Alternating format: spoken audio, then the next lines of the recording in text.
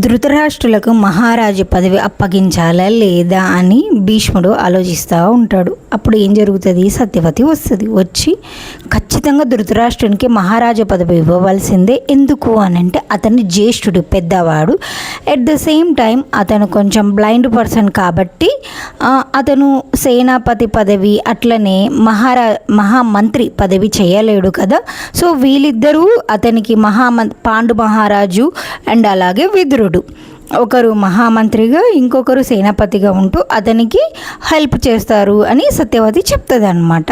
At the same time భీష్ముడు ఏమంటాడు, అతను తనకున్న ఈ అంధత్వాన్ని తనకు వచ్చే పదవి ద్వారా పోగొట్టుకోవాలని అనుకుంటున్నాడు. సో అది ఒక టైప్ ఆఫ్ అహంకారానికి సంబంధించింది కాబట్టి ధృతరాష్ట్రునికి ఇవ్వకపోవడమే ఉత్తమము అని భీష్ముడు ఆలోచిస్తూ ఉంటాడు.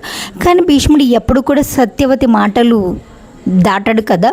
సో ఏం చేస్తాడు అప్పుడు?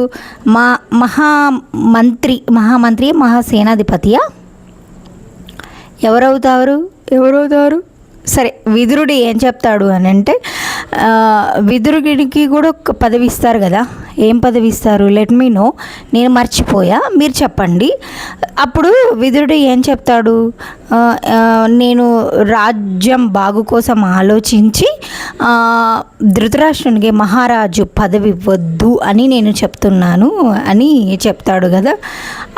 అప్పటి వరకు బాగానే ఉంది. దాని తర్వాత పాండు మహారాజు అవుతారు, బాగుంది.